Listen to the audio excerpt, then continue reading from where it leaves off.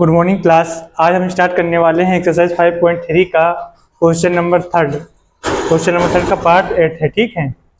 अब 8 पार्ट में देखो क्या बोला गया। आपको ए एन गिवन है, डी गिवन है और एस एन गिवन है और आपको फाइंड करना है एन एंड ए, ठीक है। तो इसके लिए एक फार्मूला होता है A N equal A plus N minus का 1 और डी, ठीक। तो यहाँ से ए एन की वैल्यू आप दे रखी है। ए एन कितना दे रखा है 4, तो यहाँ पे 4 रख देंगे। ए की वैल्यू कितनी दे रखी है, तो ए की वैल्यू दे रखी है, ए की वैल्यू फाइंड करनी है, ठीक। प्लस एन माइनस 1, एन भी हमको फाइंड करना है माइनस का 1, डी की वैल्यू 2 दे रखी है। ये हो जाएगा 4, ये हो जाएगा ए प्लस का और अंदर मल्टीप्लाई करेंगे तो ये हो जाएगा 2n माइनस का 2, ठीक। ये अलग 2 इधर आ जाएगा तो ये हो जाएगा 4 प्लस का 2 इक्वल में a प्लस का 2n, ठीक। यहाँ पर हो जाएगा 6 इक्वल a प्लस का 2n, ये हो गया। फिर उसके बाद इसमें एक फार्मूला लगाएंगे, एस एन इक्वल होता है n अपॉन में 2, n अपॉन में 2 और ब्रैकेट में होता है a प्लस का an, ठीक है। एस एन की वैल्यू आपको दे रखी है माइनस का 14 इक्वल एन अपॉन में 2 हो जाएगा और ए की वैल्यू फाइंड करनी है प्लस ए एन की वैल्यू 4 दे रखी है, तो ये हो जाएगा माइनस का 4 इक्वल एन अपॉन में 2।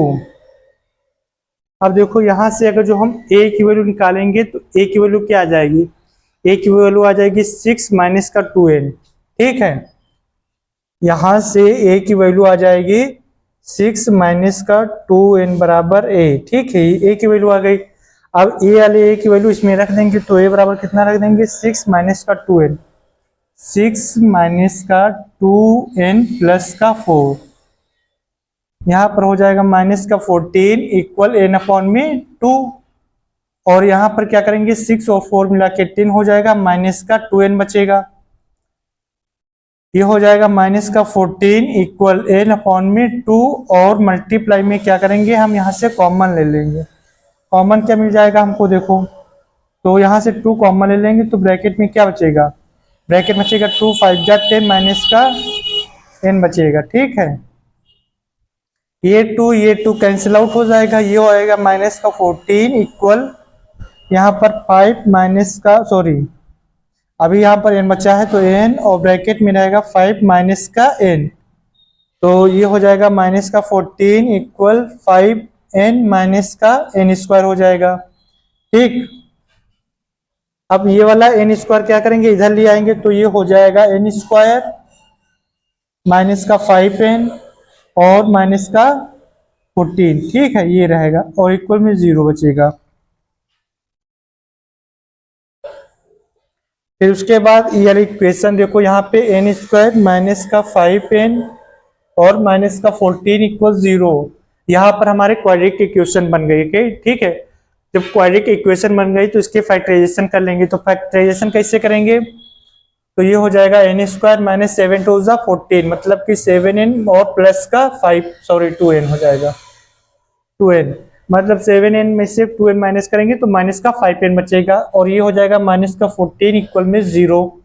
यहाँ से n कॉमन ले लेंगे तो n माइनस का 7 एक ब्रैकेट में बचेगा, प्लस का 2 कॉमन ले लेंगे तो n माइनस का 7 एक ब्रैकेट में बचेगा। ये दोनों ब्रैकेट सेम आनी चाहिए, नहीं तो यहाँ से गलत हो जाएगा।